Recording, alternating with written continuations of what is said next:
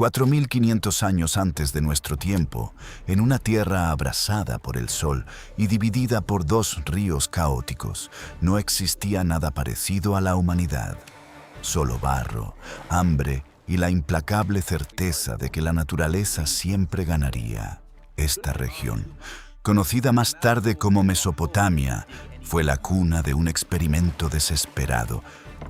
Fue aquí donde un pueblo, impulsado por una necesidad que rayaba en la locura, decidió trazar una línea en la tierra.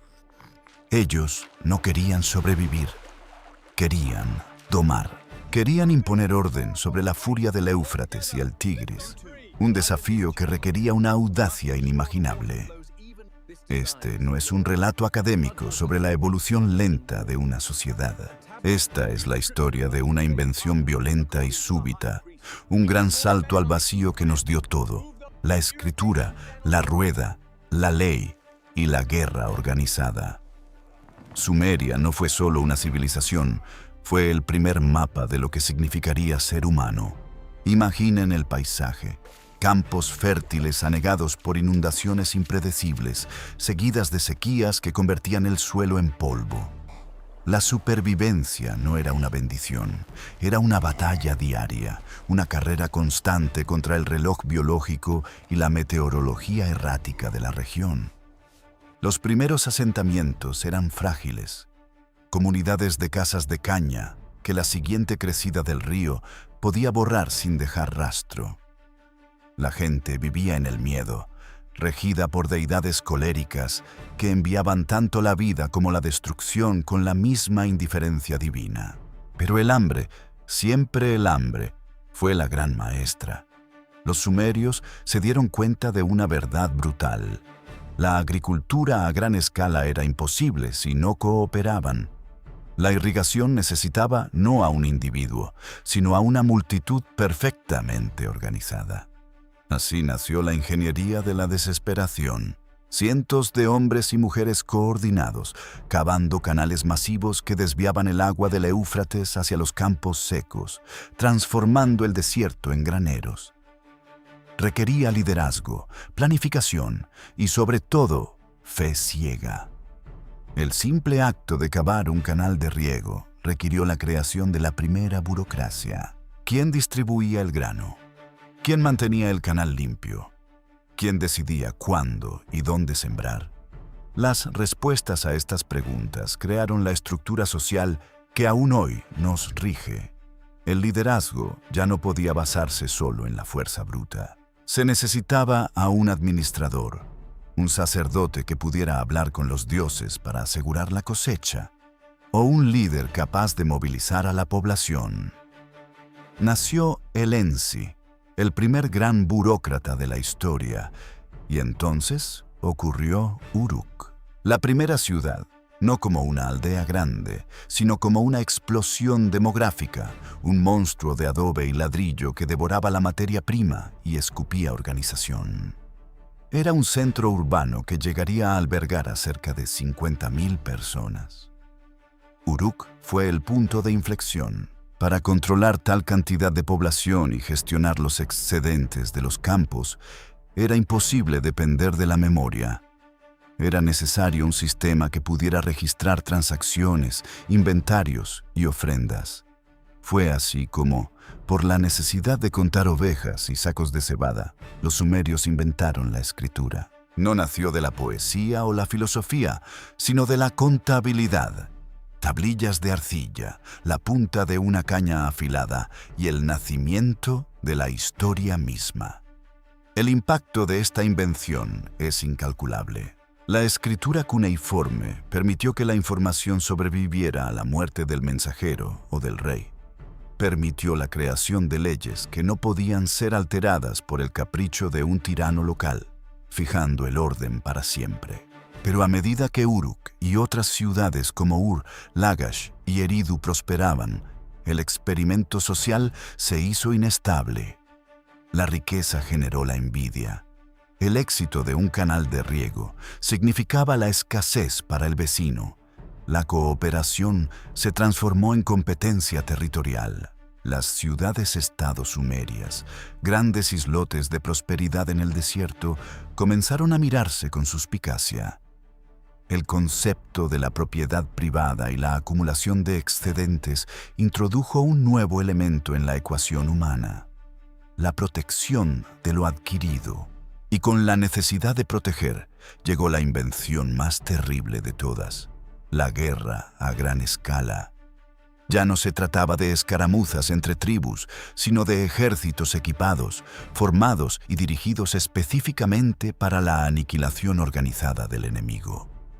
Las paredes de adobe de Uruk se hicieron más gruesas, transformándose en la primera gran fortificación. Los carros tirados por onagros irrumpieron en la batalla, mientras los hombres, con pesados cascos de cobre y lanzas afiladas, chocaban en nombre de sus dioses y sus campos. Los sacerdotes administradores, los ensis, ya no eran suficientes para liderar en este nuevo mundo de hierro y arcilla. La guerra requería un tipo diferente de líder, uno que entendiera la estrategia y la matanza. Nació el Lugal, el gran hombre, el rey guerrero. El Lugal era la encarnación del poder militar. Su ascenso marcó un cambio sísmico en la política sumeria, desplazando el poder de los templos hacia los cuarteles. El gobernante ya no solo rezaba por la cosecha, ahora garantizaba la supervivencia mediante la fuerza. El nacimiento del Lugal no trajo la paz. Al contrario, legitimó un ciclo interminable de agresión entre vecinos. Cada ciudad-estado, con su propio dios patrono y sus ambiciones territoriales, se veía obligada a militarizar su existencia completa. La vida se convirtió en un cuartel, regido por las necesidades de la defensa y la conquista. La rivalidad entre Lagash y Umma es el ejemplo perfecto de esta espiral destructiva. Durante más de 100 años, estos dos reinos lucharon por una simple franja de tierra fértil en la frontera, una disputa aparentemente insignificante. Sus enfrentamientos no eran solo por el territorio, sino por el control de los vitales canales de irrigación de los que dependía su supervivencia. Los campos de batalla sumerios eran mataderos primitivos. Los soldados, agrupados en falanges pesadas con escudos entrelazados, avanzaban lentamente sobre el lodo, siendo golpeados por mazas y hachas de cobre.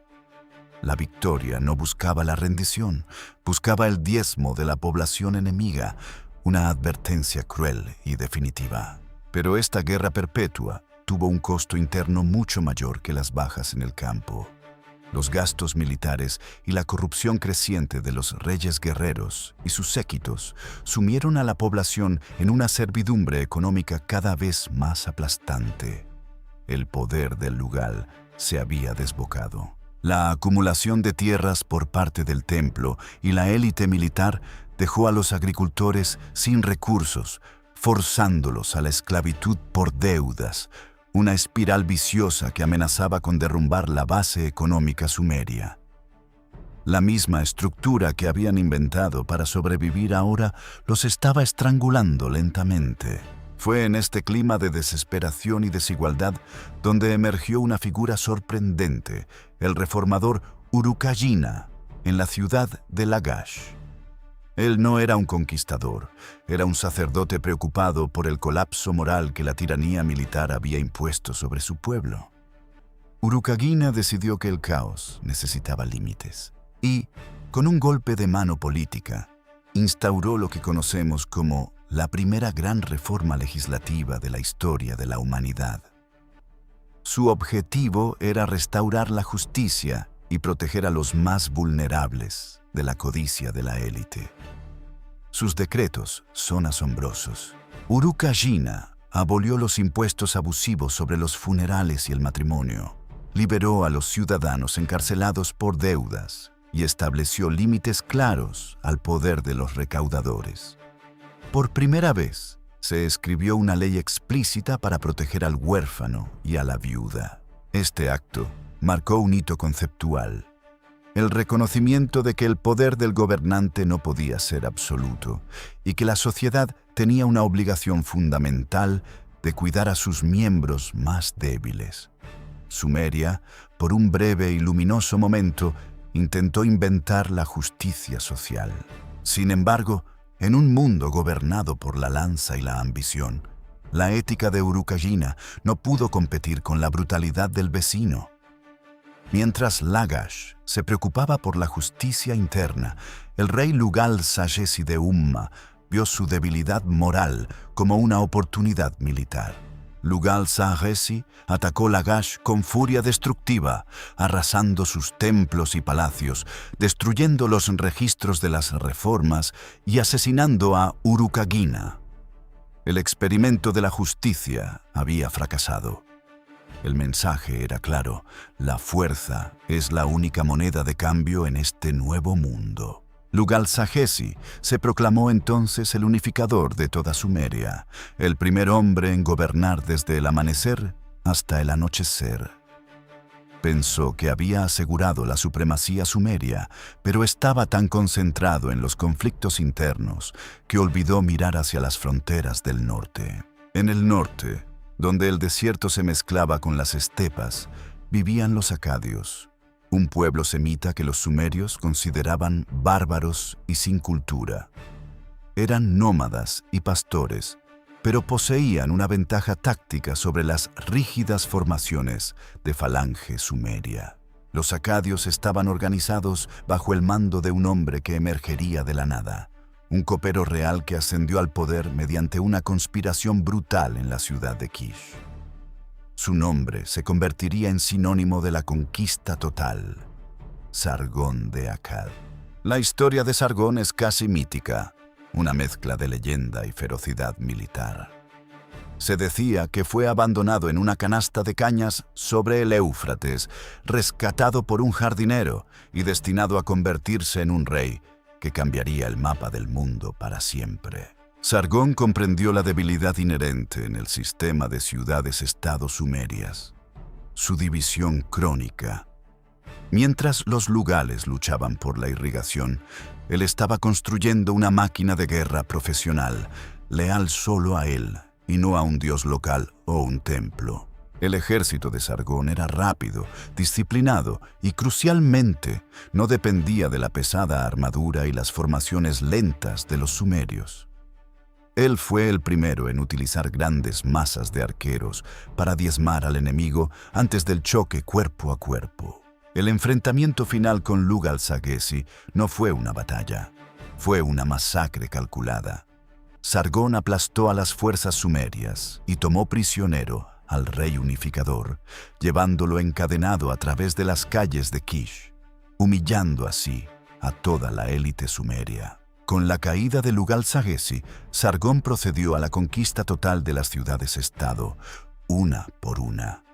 Uruk, Ur, Lagash y Umma cayeron bajo el dominio acadio, marcando el fin de la era de la independencia sumeria y el inicio de algo completamente nuevo. Por primera vez en la historia humana, el poder no estaba concentrado en una ciudad, sino en un territorio vasto gobernado centralmente. Sargón había inventado el imperio. Su capital, Akkad, se levantó como la joya de la corona, un centro de comercio y poder sin paralelo. Sargón no solo conquistó, él integró.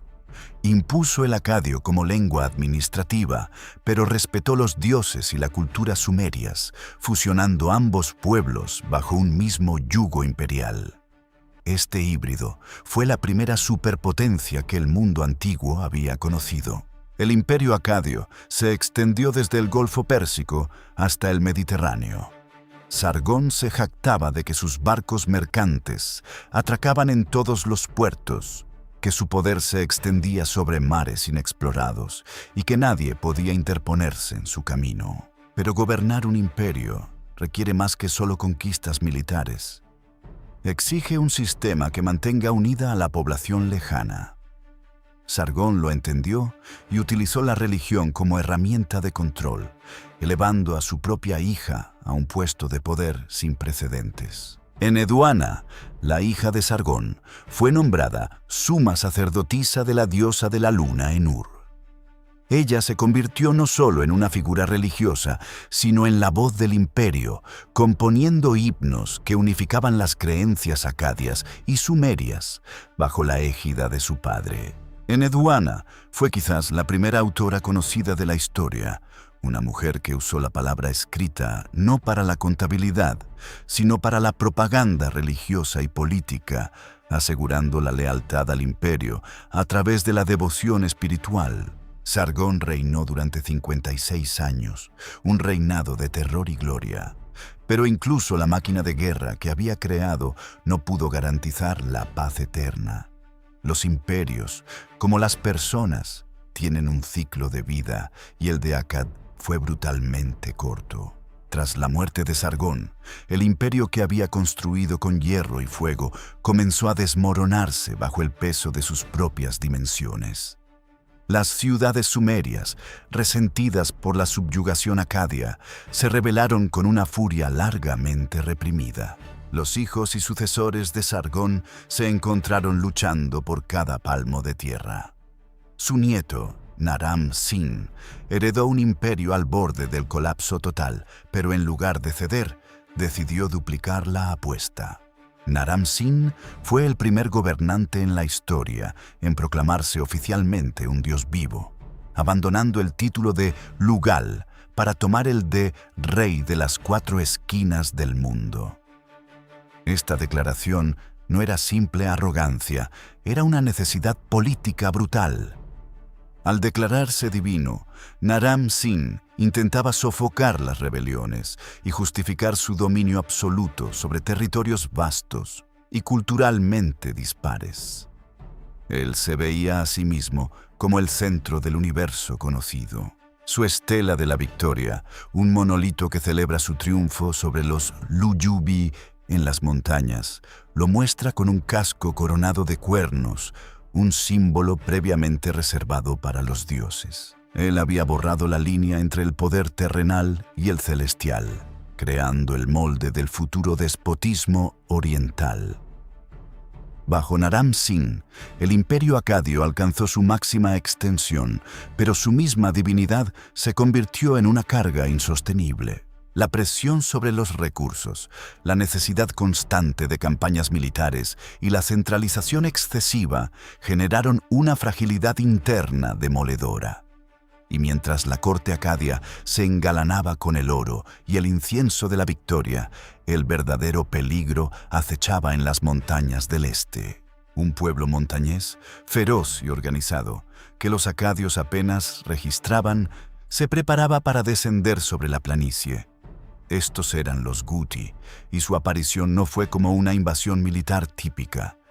Fue un colapso. Los Guti, descritos en los registros como gente sin rey y sin ley, actuaron más como una plaga destructiva, desorganizando los sistemas de irrigación y saqueando metódicamente las ciudades. Los registros de la época describen la era Guti como un tiempo de anarquía total, una edad oscura donde la escritura y la ley casi desaparecieron.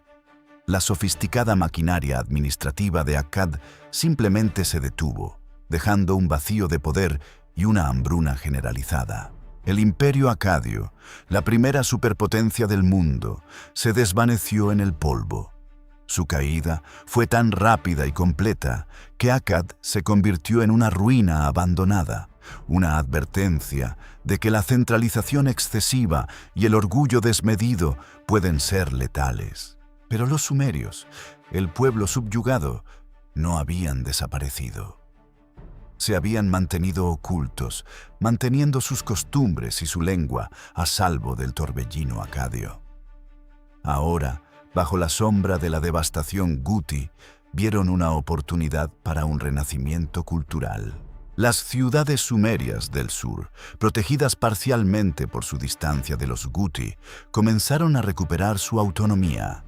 Una a una, expulsaron a los invasores, unificando sus fuerzas bajo la ciudad de Ur, que emergió como el nuevo faro de la civilización mesopotámica. Este periodo, conocido como el Renacimiento Sumerio o la Tercera Dinastía de Ur, es uno de los momentos más fascinantes de la historia.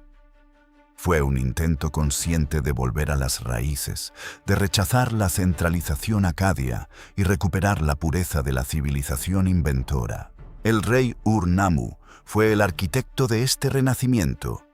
Él no solo restauró la arquitectura y los templos devastados, sino que también estableció un nuevo código legal que pretendía superar las leyes caóticas y punitivas de la era anterior. El código de Ur-Nammu es anterior al famoso código de Hammurabi y muestra una perspectiva legal sorprendentemente sofisticada para la época. No se enfocaba en el castigo de la mutilación, sino en la compensación financiera, buscando la restauración del orden más que la venganza brutal. Pero Ur-Nammu entendió que para que Sumeria prosperara de nuevo, no bastaba con la justicia. Se necesitaba una conexión espiritual y física con los dioses.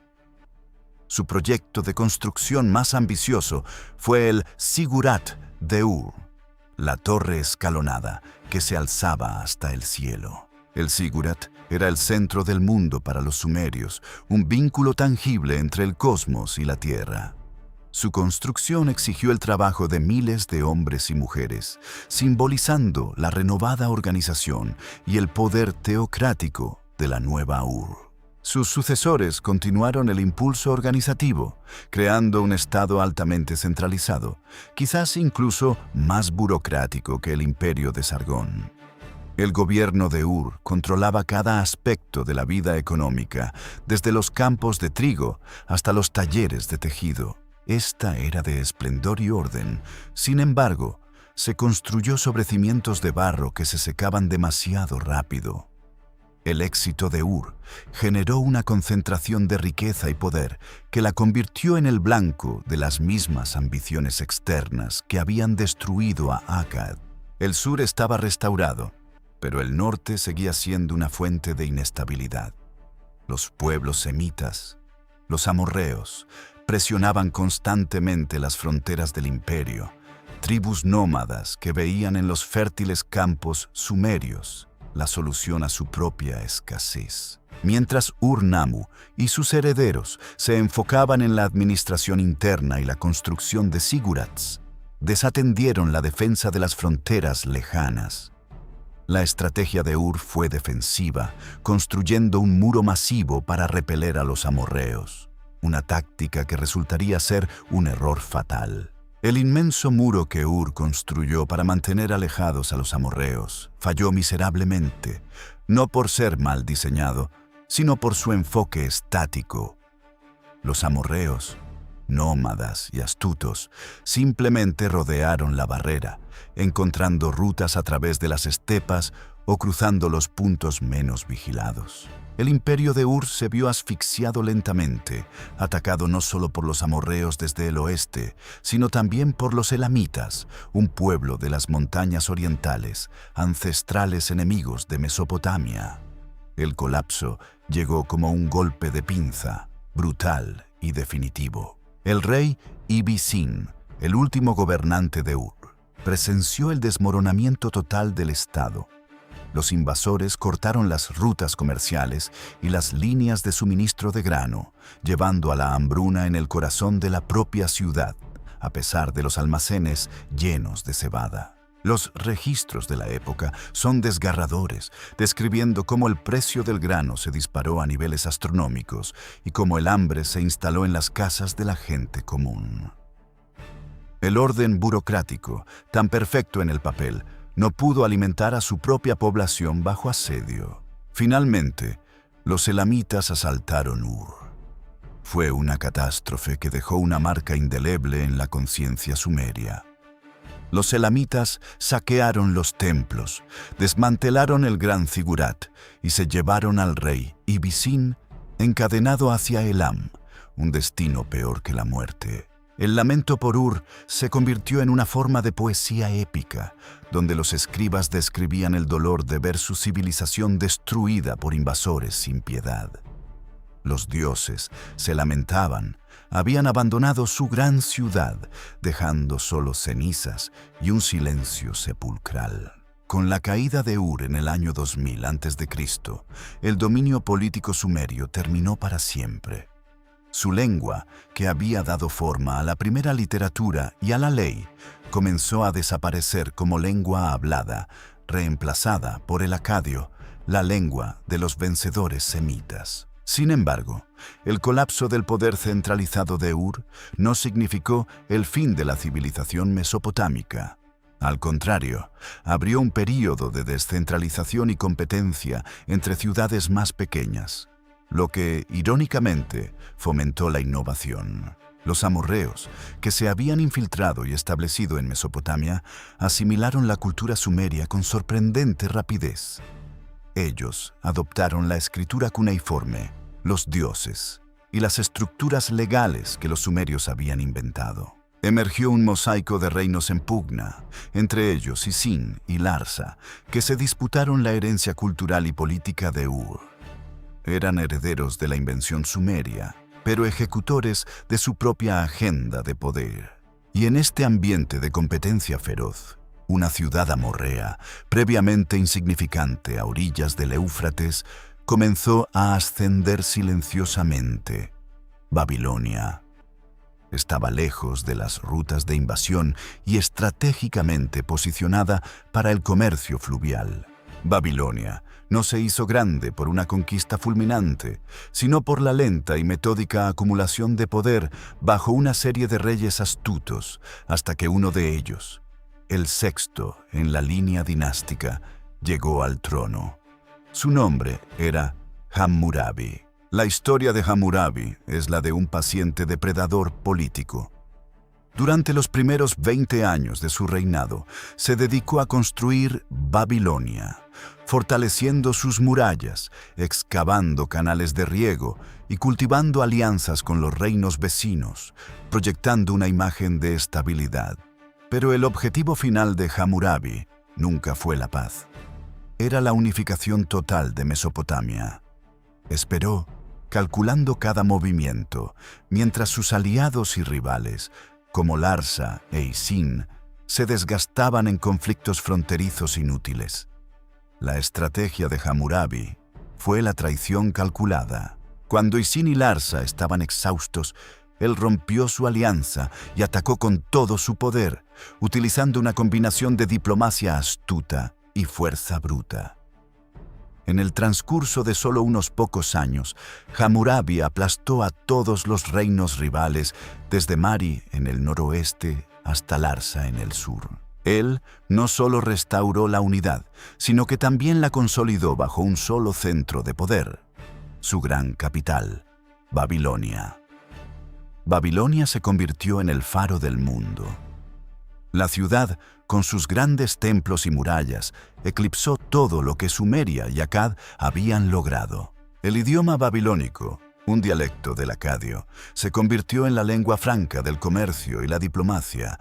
Sin embargo, el legado más duradero de Hammurabi no fue militar. Fue legal. Para gobernar su vasto y diverso imperio, comprendió que necesitaba un código de leyes que fuera indiscutible y visible para todos sus súbditos. La estela de Hammurabi, una roca de diorita negra de más de 2 metros de altura, no era solo una lista de leyes. Era un manifiesto político. Lo mostraba recibiendo la autoridad de la justicia del dios Sol Shamash, legitimando así su derecho a gobernar. Este código consolidó la ley sumeria y acadia, pero con una crueldad metódica que marcaba la diferencia. Introduce el concepto de la ley del talión, ojo por ojo, diente por diente, una justicia basada en la retribución directa y la estratificación social. Si un hombre libre arrancaba el ojo de otro hombre libre, su ojo sería arrancado. Pero si lo hacía a un esclavo, solo debía pagar una multa. El código de Hammurabi formalizó la desigualdad y la brutalidad de un sistema que los sumerios habían intentado mitigar. El imperio babilónico de Hammurabi representó la culminación de los inventos sumerios, aplicados ahora con una eficiencia y una crueldad nunca antes vistas. La matemática, la astrología y los sistemas de irrigación alcanzaron nuevos picos de sofisticación, pero la vida del hombre común seguía siendo una lucha implacable bajo el peso de la ley. La astronomía babilónica, basada en siglos de registros sumerios, permitió predecir eclipses y movimientos planetarios con una precisión asombrosa. Esto no era ciencia moderna, era una herramienta de poder, ya que el destino del reino y la voluntad divina se leían en el cielo. Sin embargo, a pesar de toda la organización y la gloria de Babilonia, el imperio de Hammurabi no fue inmune a la maldición mesopotámica del colapso súbito. Tras la muerte del gran rey, sus sucesores carecieron de su astucia y su fuerza, y las fronteras volvieron a temblar. Los pueblos de las montañas, especialmente los casitas, comenzaron a presionar desde el este. Estos eran guerreros formidables que utilizaban el caballo, un animal que revolucionaría la guerra, pero que aún no era central en el ejército babilónico. El golpe de gracia, sin embargo, llegó de una fuente inesperada y lejana. Los hititas, un pueblo guerrero de Anatolia, en la actual Turquía, que había perfeccionado el carro de guerra tirado por caballos, un arma de choque tan aterradora como imparable. En el año 1595 a.C., el rey hitita Mursili primero lanzó un ataque relámpago a lo largo del Éufrates, llegando hasta las murallas de Babilonia. El saqueo fue total y el horror que infligió el ejército hitita fue la puntilla para el imperio. Babilonia fue arrasada. Mursili se retiró con un vasto botín, dejando un vacío de poder que fue llenado por los casitas, quienes gobernaron Mesopotamia por 4 siglos, un periodo largo y para los historiadores misterioso y menos documentado. Los casitas fueron menos innovadores que los sumerios o los babilonios. Su principal contribución fue la estabilidad, manteniendo la cultura mesopotámica y el sistema legal de Hammurabi, pero sin expandir significativamente el conocimiento o el territorio. Durante este largo periodo, el centro de gravedad político en Mesopotamia se había desplazado de los ríos hacia el desierto y las montañas. El legado de Sumeria se preservó, pero el espíritu de invención pareció congelarse en el tiempo. Mientras los casitas gobernaban al norte, otro pueblo semita, los asirios, comenzaba su lenta y metódica marcha hacia el poder. Asiria, un reino centrado en la ciudad de Ashur, había sido históricamente un actor menor, subordinado a babilonios y casitas. Pero los asirios poseían una cualidad que superaba la paciencia de Hammurabi y la sofisticación de Ur: una mentalidad militar brutal e implacable. Su ascenso al poder fue el relato más sangriento y eficiente de la historia antigua. Los asirios no buscaban la integración cultural, buscaban la dominación total. Su religión, centrada en el dios guerrero Ashur, exigía la expansión constante y la subyugación de los pueblos vecinos, justificada por un mandato divino de violencia perpetua. Su ejército fue una máquina de guerra profesional y aterradora, los primeros en utilizar sistemáticamente la caballería y el hierro para fabricar armas y armaduras superiores a las de bronce. Eran maestros de la guerra de asedio, utilizando arietes y minería subterránea. Pero el arma más efectiva de Asiria no era el carro o la espada, era el terror psicológico. Los reyes asirios documentaban con meticulosidad sádica las torturas infligidas a sus enemigos, desollamientos, empalamientos y deportaciones masivas. El propósito de estas atrocidades, grabadas en los muros de sus palacios, era simple: que nadie se atreviera a desafiar la voluntad de Ashur y su rey. El terror era un impuesto pagado por los conquistados, una herramienta de control imperial. Tiglat-Pileser III, un rey que ascendió al trono en el siglo VIII a.C., transformó a Siria de un reino regional a un imperio mundial. Él profesionalizó el ejército, obligando a los pueblos conquistados a servir en sus filas, creando un ejército multiétnico. La política de deportación masiva de Tiglat-Pileser fue un golpe estratégico y cultural. Tras conquistar una región, deportaba a miles de habitantes a lugares lejanos, mezclando poblaciones para destruir su identidad nacional y su capacidad de rebelión. La destrucción de Israel y la deportación de sus 10 tribus perdidas fueron actos asirios, ejemplos de la política de desarraigo cultural total. Los asirios entendieron que, si destruyes la identidad de un pueblo, controlas su futuro. Sargón II, un sucesor digno de su nombre Acadio, extendió el imperio hasta Egipto, mientras que Sennacherib, su hijo, construyó la magnífica Nínive, una ciudad con jardines colgantes y acueductos que asombraron al mundo, pagados con la sangre y el oro de los pueblos sometidos. Sennacherib, el rey asirio que se jactaba de hacer temblar a las naciones, llevó la brutalidad del imperio a nuevas cotas. Cuando la ciudad de Babilonia se atrevió a rebelarse, él tomó una decisión que hasta sus propios generales consideraron extrema: la destrucción total. No solo arrasó los templos y murallas, sino que desvió el Éufrates sobre las ruinas, buscando borrar a Babilonia de la faz de la tierra. Quería asegurarse de que el gran centro cultural de Mesopotamia jamás volviera a levantarse, un acto de venganza que buscaba la aniquilación histórica. Sin embargo, el destino tenía otros planes para Sennacherib. Fue asesinado por sus propios hijos en un golpe de palacio, una traición interna que reflejaba la violencia que él había infligido al mundo. El ciclo de la sangre asiria nunca se detenía, ni siquiera dentro de su propia familia.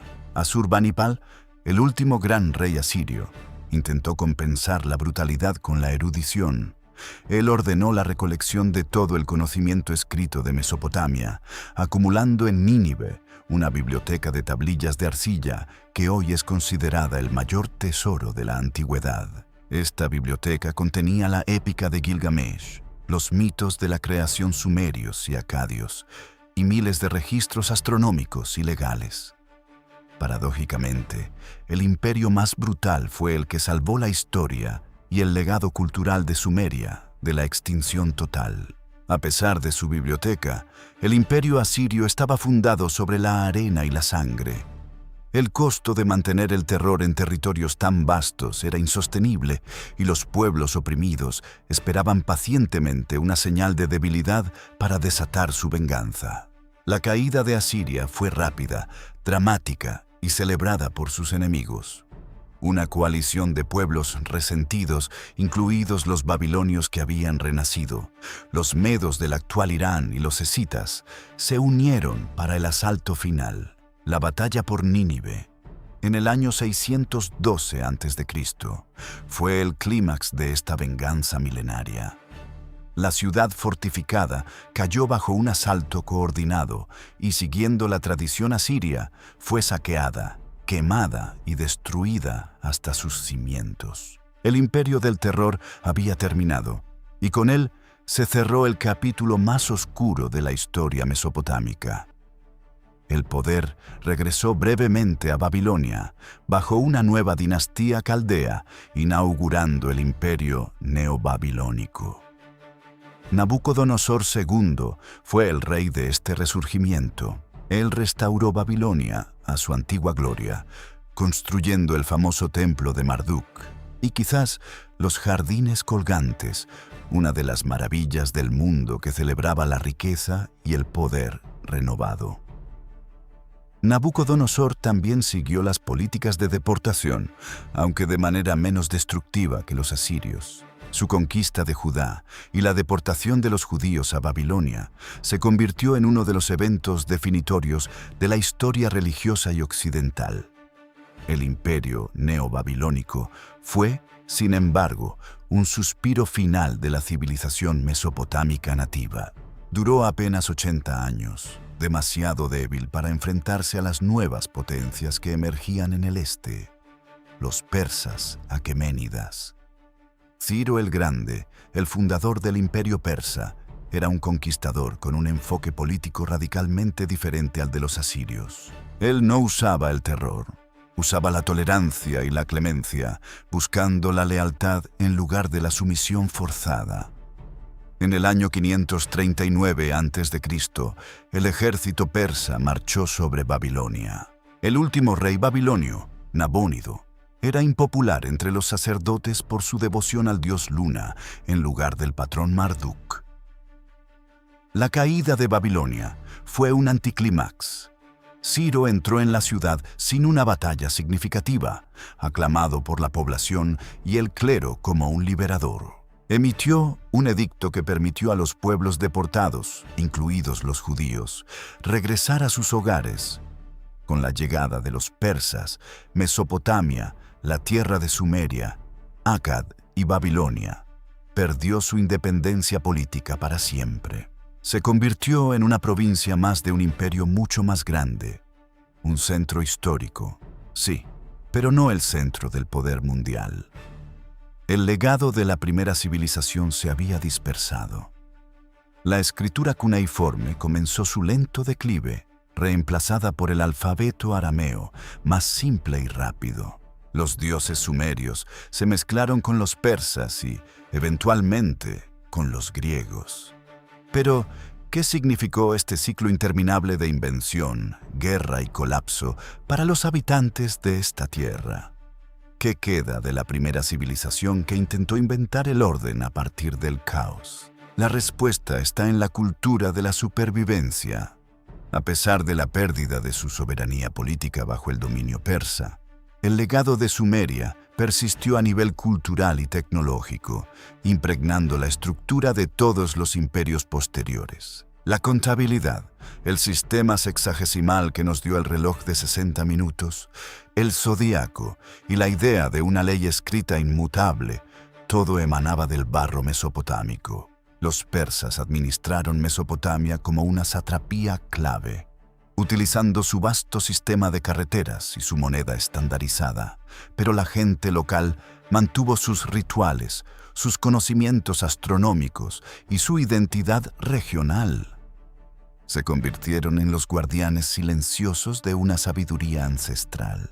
Esta aparente paz fue interrumpida brutalmente en el siglo IV a.C., cuando un conquistador macedonio llegó desde el oeste con la intención de fusionar el mundo.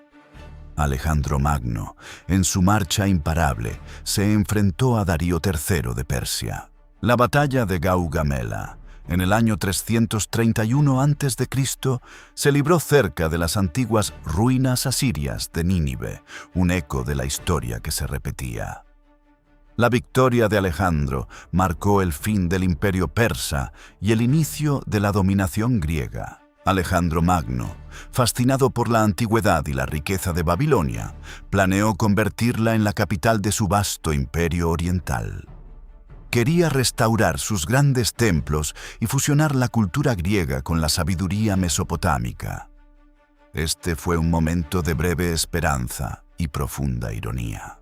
El griego, el joven conquistador, quería revivir el corazón de la civilización sumeria un milenio después de su caída. Pero el destino, siempre caprichoso en esa tierra, no se lo permitió. Alejandro murió en el palacio de Nabucodonosor en Babilonia, en el año 323 a.C., a la edad de 32 años. Su muerte desató otra vez el caos, una nueva era de guerras entre sus generales por el control del imperio. Mesopotamia cayó bajo el dominio de la dinastía seleucida, que intentó colonizar la región con ciudades de estilo griego. Se construyeron gimnasios, teatros y templos helenísticos, superponiendo la cultura griega a la persistente, aunque menguante, herencia mesopotámica. Durante este periodo, la escritura cuneiforme finalmente se extinguió. El último texto conocido escrito en cuneiforme, un registro astronómico, data del año 75 después de Cristo, un epitafio silencioso para la primera forma de escritura. La lealtad al legado sumerio se mantuvo principalmente entre los sacerdotes y astrónomos, quienes continuaron registrando el movimiento de los planetas, sin saber que sus tablas se convertirían en la base de la astronomía moderna occidental. El territorio de Mesopotamia se convirtió en un campo de batalla constante entre los herederos de Alejandro y los nuevos poderes que surgían de Persia, principalmente el Imperio Parto y más tarde el Imperio Sasánida. La tierra de los dos ríos, que había inventado la civilización, se transformó en una zona fronteriza perpetuamente disputada, una cicatriz geopolítica entre Oriente y Occidente. Esta volatilidad impidió cualquier renacimiento duradero de la grandeza. Aún así, la resiliencia de la gente común, descendientes directos de sumerios, acadios y babilonios, fue notable. Se aferraron a sus sistemas agrícolas, manteniendo los canales de riego y las técnicas de construcción de barro, adaptándose a cada nuevo invasor. La identidad de la región se fragmentó en una compleja mezcla de etnias y religiones: cristianos nestorianos, judíos, mazdeístas y, posteriormente, una creciente población que practicaba las religiones árabes. La caída final de la Mesopotamia antigua se produjo con la llegada del Imperio Sasánida, que restauró la gloria persa y por un tiempo trajo una estabilidad centralizada. Pero el cambio sísmico final estaba a punto de llegar desde el sur. En el siglo VII después de Cristo, las tribus árabes, unidas bajo el estandarte del Islam, barrieron la región. El Imperio Sasánida, debilitado por la guerra con Bizancio, colapsó rápidamente.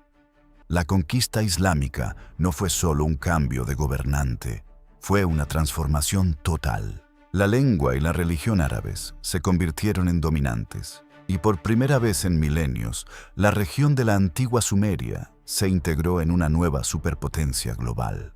La fundación de Bagdad en el siglo VIII, como capital del califato abasí, fue un intento final de revivir la gloria de Babilonia y Akkad. Bagdad se convirtió en el centro del saber mundial, la joya de la Edad de Oro islámica. Bagdad, la ciudad de la paz, heredó el espíritu científico y la obsesión por el conocimiento que había nacido en los zigurats de Ur y las bibliotecas de Nínive. Los eruditos árabes tradujeron, preservaron y expandieron el saber sumerio, babilónico y griego, manteniendo viva la llama de la civilización. Durante la Edad de Oro, el sistema de irrigación mesopotámico alcanzó su apogeo, produciendo una riqueza agrícola y una densidad de población que no se vería de nuevo hasta la era moderna. Pero la política, como siempre, no pudo mantenerse al ritmo de la prosperidad. El califato abasí, al igual que los imperios anteriores, sucumbió a las luchas internas y las presiones externas. Las facciones se fragmentaron y los gobernantes locales comenzaron a reclamar autonomía, debilitando la defensa central. El golpe de gracia para este renacimiento llegó en el siglo XIII. Los mongoles, bajo el mando de Hulagu Khan, marcharon sobre Bagdad. En el año 1258, la ciudad fue sitiada y tras un breve asedio, cayó en una de las masacres más legendarias de la historia. Se dice que las aguas del Tigris se tiñeron de rojo por la sangre de los habitantes y de azul por la tinta de los miles de manuscritos lanzados al río. La gran biblioteca de Bagdad, una heredera indirecta de la de Asurbanipal, fue destruida. Los mongoles no solo saquearon, destruyeron metódicamente la infraestructura agrícola, el corazón vivo de la tierra de Sumeria.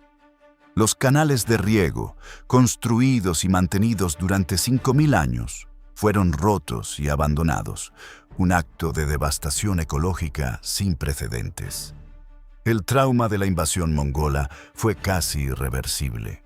La base económica de Mesopotamia se derrumbó.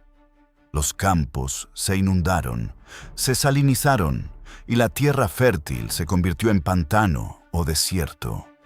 La población se diezmó y la civilización nunca recuperó su antigua densidad. A partir de entonces, la tierra entre los ríos cayó en un largo y oscuro periodo de estancamiento, convertida en un campo de batalla para los imperios rivales, los otomanos turcos y los safávidas persas. La región era ahora una periferia olvidada.